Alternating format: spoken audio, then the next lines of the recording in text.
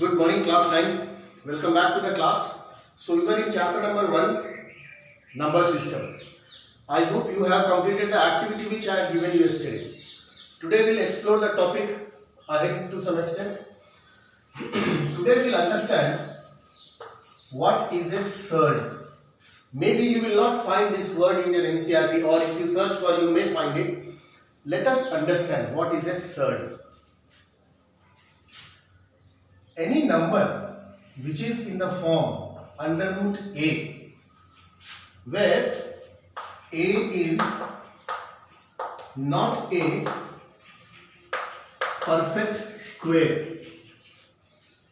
such number is called a surd. For example, say under root 32, it is a surd. Under root 6, this is a surd. But we can do one thing. Under root 32 can be written as under root 16 into 2. Now this is under root 16 multiplied by under root 2. So square root of 16 is plus or minus 4 under root 2. But we cannot express it like that. They both are surds. This is called a pure surd and this is called mixed surd. Pure surd means when an irrational quantity does not have any multiple, any rational multiple other than 1. Under root 6 means 1 into under root 6. So whenever we have an irrational quantity expressed in square root, a natural number with rational power, 6 under root 6 means 6 to the power 1 by 2. 1 by 2 is a rational number. A natural number with rational power should not have any coefficient other than 1, should not have a multiple, rational multiple other than 1. Then it is called a pure surd. If it has a rational quantity multiplied with it, then it is called mixed surd. It can be 4 under root 2, it can be minus 2 by 6 under root 2. All these are mixed surds. This is pure surd. Okay. Now, question arises. Coming back to the definition of rational number, P upon Q. Q is not equal to 0. P and Q are co-primes. So what happens here? We are basically dividing P by Q. Dividing P by Q. So we will have certain quotient, then Q is multiplied by X, QX, P minus QX, we get some remainder R, right? So children, this is called the dividend. This is quotient. This is divisor. And this is remainder, you know very well. So in this entire process of division, there is one quantity which should always be absolute. One quantity which should always be absolute. It cannot be approximate. P upon Q means Q number of portions out of P. Q number of portions. So when we are saying number, we are talking about natural number. When we are saying number, we are talking about natural number. Q number of divisions of P. So this Q has to be absolute quantity. It has to be absolute quantity. It cannot be approximate. P can be approximate. X can be approximate.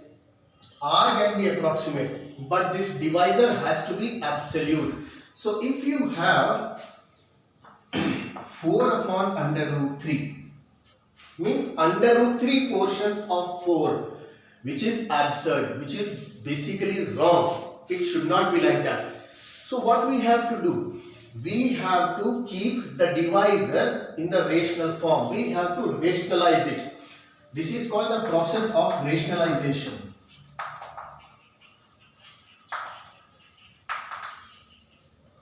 So as I mentioned, divisor has to be absolute, not approximate. We have to rationalize it.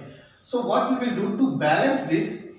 4 upon under root 3. We multiply the numerator as well as denominator by under root 3. Now what happens? numerator becomes 4 under root 3 and denominator becomes 3. So here the dividend is approximate but divisor is absolute. So this is true, this is authentic, it is not absurd. This can be mentioned, right? So as I said, denominator should always be rational. It should always be an absolute quantity. एक और याद करो, when you were studying rational numbers in class 7, class 8, suppose there is a rational number 4 upon minus 7. We used to write it minus 4 upon 7. हो सकता है teacher ने आपसे बोला हो कि नेगेटिव साइन बेटा हमेशा ऊपर रखना. Simple reason, 7 portions of minus 4. We cannot have minus 7 portions of 4. Are you getting my point? Try to understand this basic. We can have 7 portions of minus 4, but we cannot have minus 7 divisions of 4. 7 divisions of minus 4 is authentic statement, but minus 7 divisions of 4 is an absurd statement. ऐसा नहीं होगा. इसीलिए negative sign हमेशा ऊपर रखते हैं. So denominator should always be an absolute quantity. For that we need to rationalize it.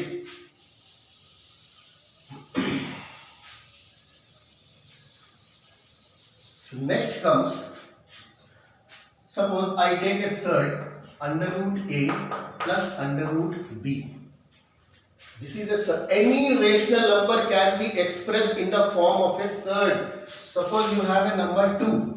This can be represented in the form of a pure surd. This can be written as under root of 4. Got it? Or it can be written as cube root of 8. Got it? Or it can be written as 4th root of 16.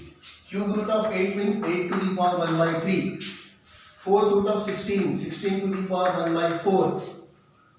Every rational number can be expressed in the form of a pure surd. Right? So, suppose I have a surd under root a plus under root b. Now here if a is a perfect square and square root of a is say c. So this can be c plus under root b. No problem. But we can express it in the form of a pure surd. So for under root a plus under root b, the conjugate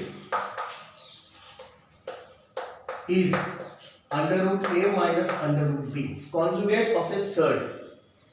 If you have a surd under root a plus under root b, its conjugate is under root a minus under root b. Just change the sign which is given in the here in between these two terms. If you have under root a minus under root b, the conjugate will be under root a plus under root b.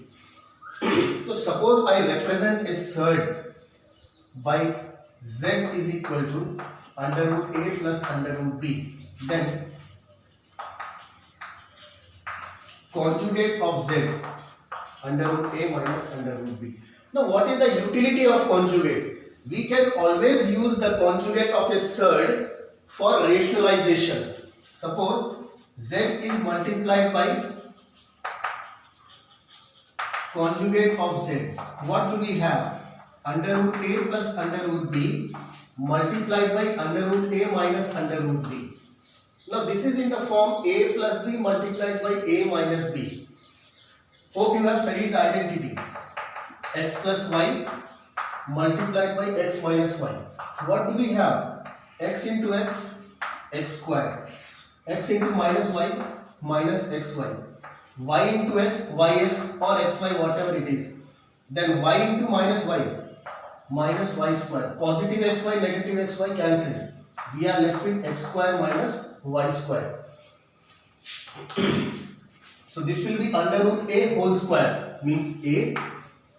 Under root b whole square means b. So a and b are rational terms. So the difference of two rational numbers will also be a rational number. So whatever the end result a minus b is, it is rational. So we always use the conjugate of a surd to rationalize it. Right? We use the conjugate. Now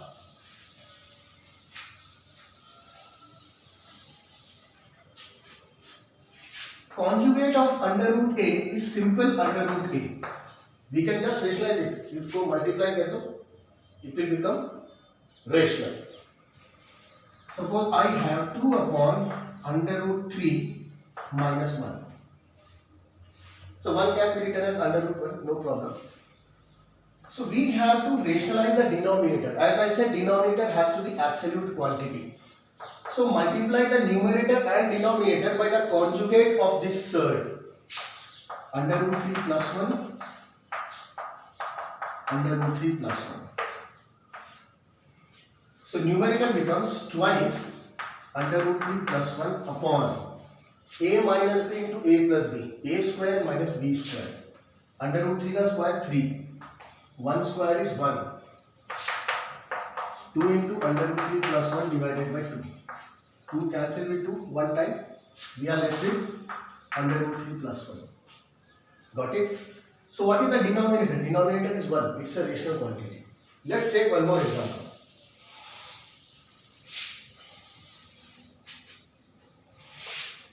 7 upon 5 minus under root 3. Okay? So we will rationalize it. 5 plus under root 3 upon 5 plus under root 3. Numerator is 7 into 5 plus under root 3. Now a minus b into a plus b. A square minus b square. 5 square is 25 minus under root 3 square is 3.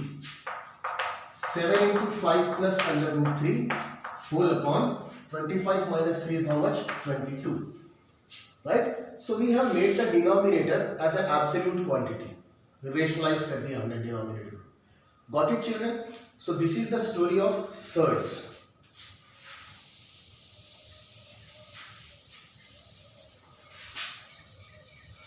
So under root a plus under root b is a surd. Its conjugate is under root a minus under root b. We use the conjugate to rationalize.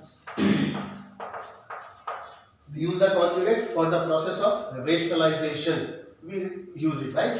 So whenever you get this and certain identities which you will have to use, I hope you all know. X plus y whole square, x square plus 2xy plus y square, x minus y whole square, x square minus 2xy plus y square, x square minus y square, x plus y into x minus y, x plus y whole square plus x minus y whole square.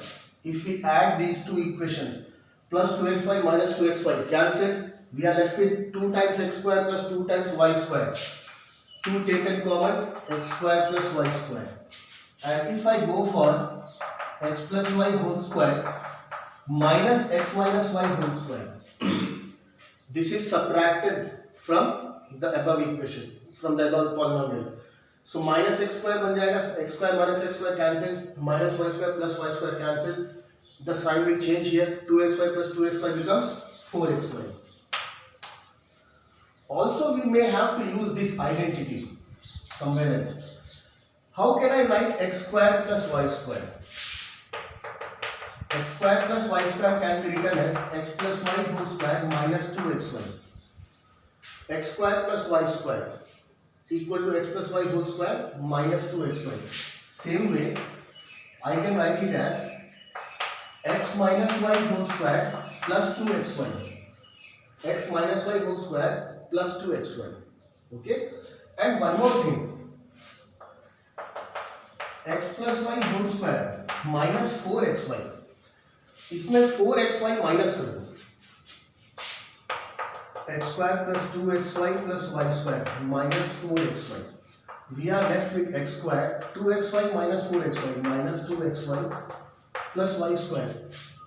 This becomes x minus y whole square. Similarly, x minus y whole square plus 4xy. इसमें 4xy plus कर दो. It will become x square plus 2xy plus y square. That is x plus y whole square. Got it, children? Take down these identities. Go through NCERT content that is given. Go through the exercises. Try to solve questions on surds.